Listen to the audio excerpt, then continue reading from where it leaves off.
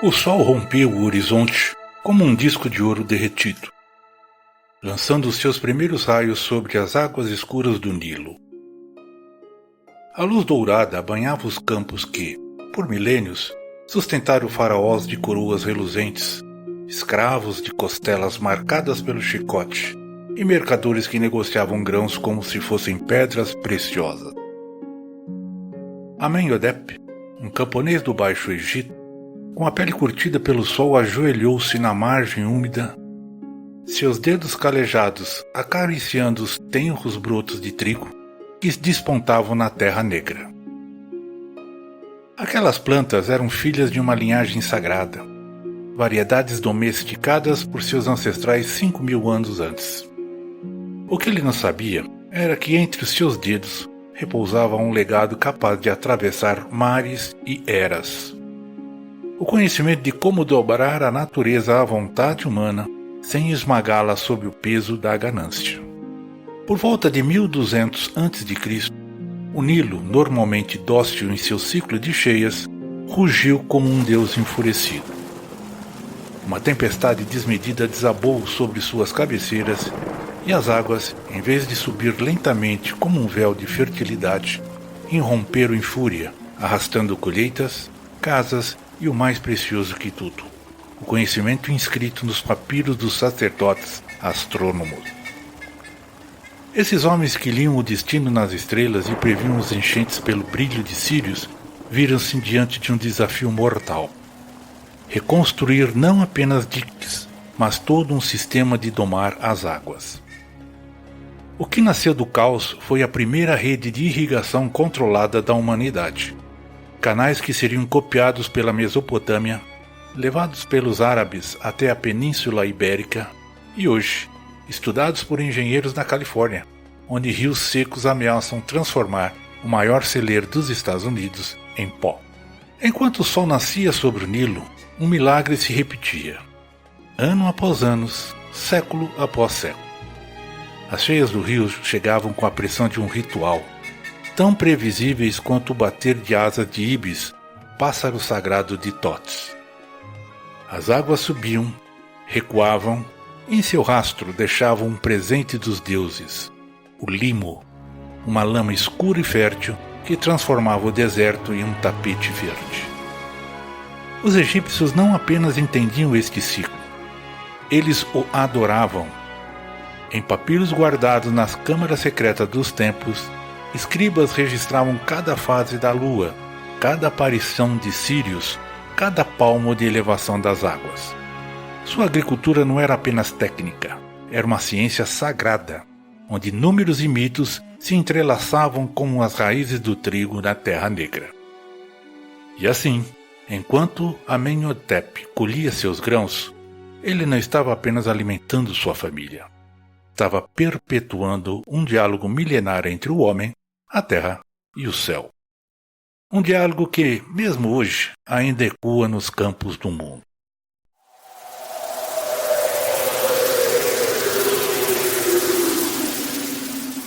O sol da campanha caía pesado sobre os campos próximos a Pompeia, onde Lúcio Varinius, senador e proprietário de terras, observava seus escravos curvados sobre a terra. Seus braços musculosos enterravam metodicamente os grãos de Triticum aestivum, o trigo que alimentaria as legiões que expandiam as fronteiras do império. Enquanto a poeira dourada subia sob os pés dos trabalhadores, Lúcio sabia que Roma não conquistava apenas com espadas, mas com sementes. Os romanos eram arquitetos do primeiro sistema agroindustrial da história. Seus granária, celeiros imperiais, se espalhavam da névoa da Britânia aos desertos da Síria, abastecendo cidades e acampamentos militares. Enquanto as legiões marchavam, os engenheiros romanos revolucionavam a agricultura. Rotação de cultivos, técnica esquecida por séculos e redescoberta só no século XVIII. Aquedutos que desafiavam a gravidade, levando água a terras áridas. E sementes viajantes, trazidas da África e da Ásia, em navios que teciam uma rede de globalização agrícola antes mesmo da palavra existir. Em 2020, arqueólogos encontraram no Mar Negro uma ânfora romana submersa. Dentro, grãos de cevada de 2 milênios, ainda viáveis para plantio.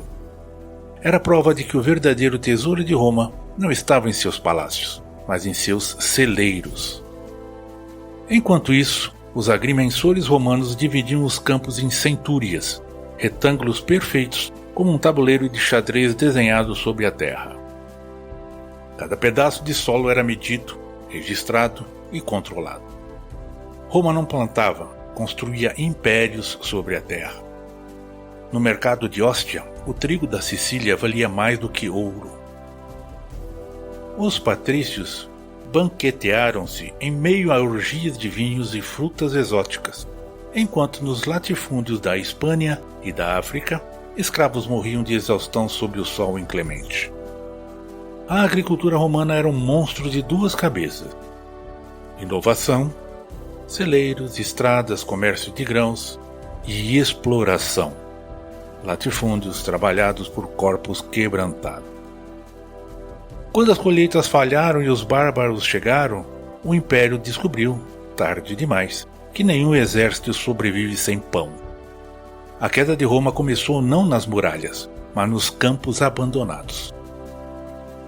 Hoje, quando um trator a GPS traça linhas perfeitas de um campo do Kansas ou aqui no Brasil, ou quando navios carregam soja aqui do nosso país para a China, repetimos, sem saber, o jogo que Roma inventou.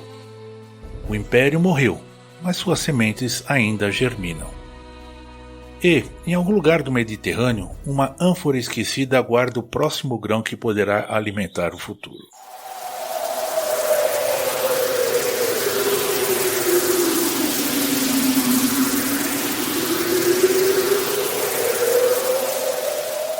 O Rio Amarelo serpenteava como um dragão adormecido entre os terraços milenários, onde camponeses de mãos calejadas escreviam, sem saber, um dos capítulos mais brilhantes da história agrícola humana. Enquanto o Ocidente erguia impérios pela espada, a China construía o seu com enxadas e paciência. Em 300 anos antes de Cristo, quando Roma ainda era um vilarejo de pastores, o tratado Kimyu-Shiu já ensinava o que hoje chamaríamos de agricultura sustentável.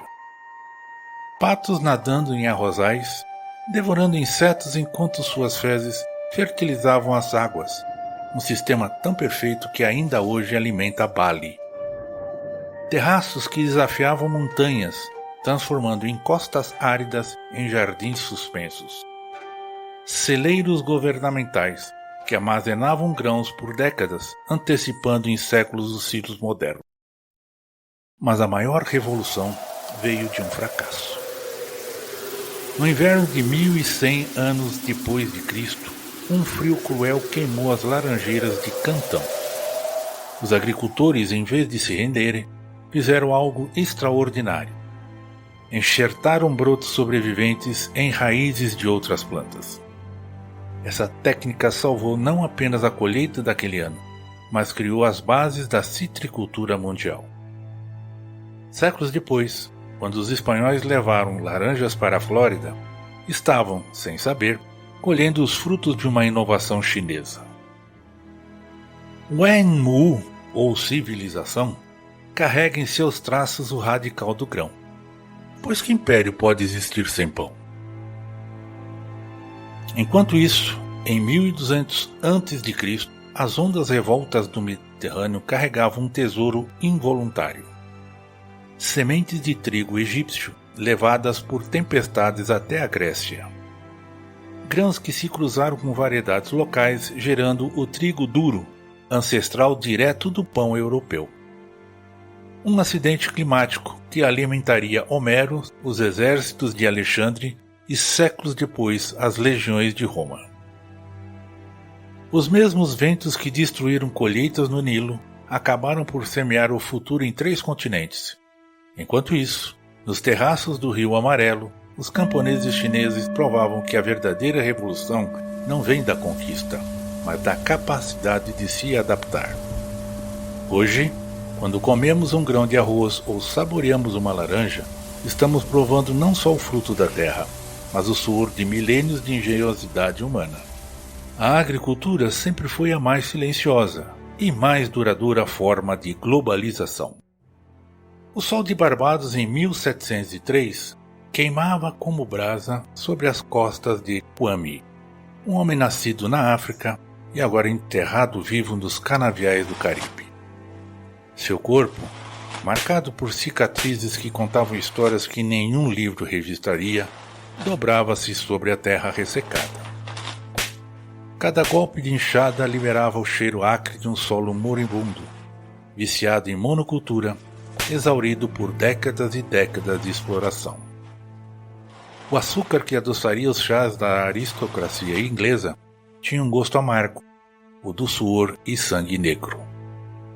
Enquanto isso, a 4.000 quilômetros dali, escondidos nas montanhas dos Andes, os coques incas resistiam ao tempo. Eram silos de pedras construídos em altitudes geladas, onde mais de 4.000 variedades de batata eram preservadas, algumas capazes de resistir a geadas, outras a secas. Um sistema tão avançado que hoje agrônomos estudam essas estruturas para combater a fome do mundo. O modelo colonial não explorava apenas pessoas, destruía ecossistemas inteiros. No Brasil, os canaviais avançavam, deixando para trás solos tão pobres que nem capim crescia. No sul dos Estados Unidos, o algodão enriquecia senhores, enquanto crianças negras morriam de exaustão nos campos. Seu único legado: terras esgotadas que virariam o Dust Bowl no século XX. Em Cuba, como documentou o historiador Manuel Moreno Fraginals, séculos de monocultura transformaram o solo em pó. Só no século XXI, com técnicas de agrofloresta, a terra começou a renascer. 1845, Irlanda. O fungo Phytophthora infestam transformou os campos em lama podre. Enquanto camponeses comiam grama e cascas de árvores, navios carregados de trigo irlandês partiam para a Inglaterra. A colheita havia sido confiscada pelos senhores de terras. 1 milhão de mortos, outro milhão fugindo em navios túmulos. Ironia cruel. Séculos antes, os incas haviam criado o TAC, um sistema de armazenamento que garantia comida por 7 anos.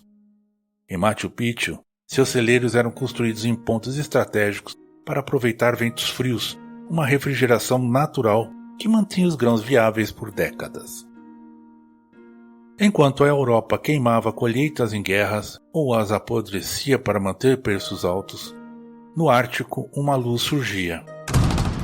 O Silo Global de Svalbard. Escavado no gelo eterno da Noruega, guarda 1 milhão de variedades de sementes. Financiados por países que outrora causaram fomes, é uma arca de Noé vegetal, capaz de replantar o mundo após uma catástrofe. Lá dentro, até sementes de batatas andinas repousam, lado a lado, com arroz asiático e trigo sírio. Com a Idade Moderna, veio a grande contradição. Quanto mais a agricultura alimentava o mundo, mais ela o dividia. Nos campos de algodão do Mississippi, escravos cantavam canções de colheitas enquanto seu suor regava terras que nunca herdariam. Nas Índias Ocidentais, monoculturas de cana-de-açúcar esgotavam o solo em décadas, um êxodo ecológico que antecipou o nosso tempo. Mas em meio a esta escuridão, surgiam faróis. Os incas tinham uma lei sagrada. Antes de declarar guerra, encha os celeiros por 3 anos. E então veio o século XIX, e com eles os fertilizantes químicos. A fome parecia derrotada, mas em Oklahoma, o arado excessivo criou o Dust Bowl, tempestades de areia que escureceram o céu por anos. Era a terra gritando: "Vocês esqueceram como me tratar."